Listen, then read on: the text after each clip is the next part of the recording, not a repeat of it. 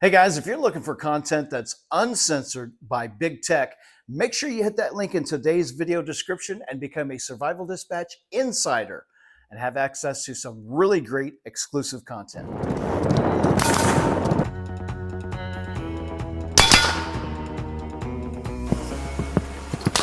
A measure to tackle gun violence nationwide was announced by President Joe Biden. His administration will create the Office of Gun Violence Prevention. It will coordinate such measures throughout the federal government and also urge Congress to take action in what Biden is calling an epidemic. After every mass shooting, we hear a simple message, the same message all over the country. I've been to every mass shooting. Do something. Please do something.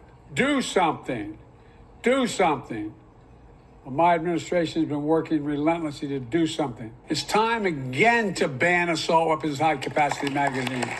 If you need 80 shots in a magazine, you shouldn't own a gun. Today I want to talk about the establishment of President Biden's Office of Gun Violence Prevention, also unofficially known as the Ministry of Disarmament, and why many people, including myself, are very concerned about the implications for our Second Amendment rights and our personal freedoms. Well, I think we can all agree it's very important to address the issue of violence and the bad guys who use guns to commit their crimes in today's society. We really also have to be very wary of the potential consequences of an office like this. An office, by the way, led by Vice President Kamala Harris and featuring some very prominent anti-gun directors. Here are several reasons why this initiative raises red flags for many Americans. All right, number one, erosion of our Second Amendment rights, quite simply put. One of the primary concerns is that an office like this could lead to policies that would restrict our access to firearms as law-abiding citizens, potentially infringing on our Second Amendment rights. Number two, executive overreach.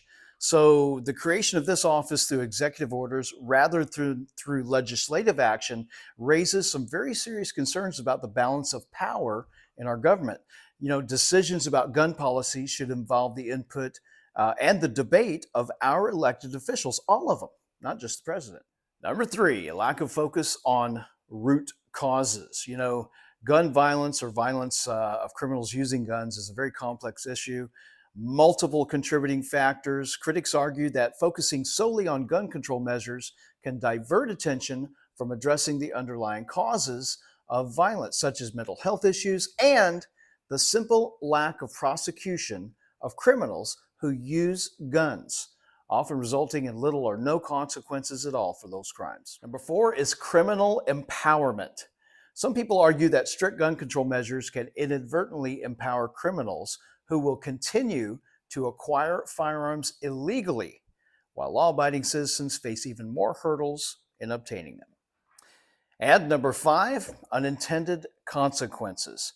There's a risk that new regulations or policies put in place by this office may have unintended consequences, such as making it more difficult for responsible citizens to protect themselves and their families.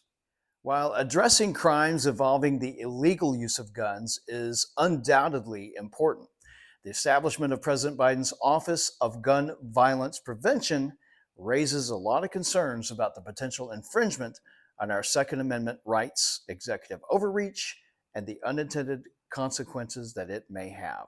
It's crucial that we engage in open and informed discussions about gun policy to find appropriate solutions that prioritize safety and personal freedoms. Tell us what you think about this new office. Will it further infringe on your constitutional rights, or will it actually help prevent gun violence, or as I prefer to say, criminals involving gun use?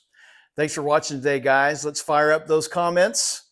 Love to hear what you think about it, and make sure you hit those important buttons like, subscribe, and share.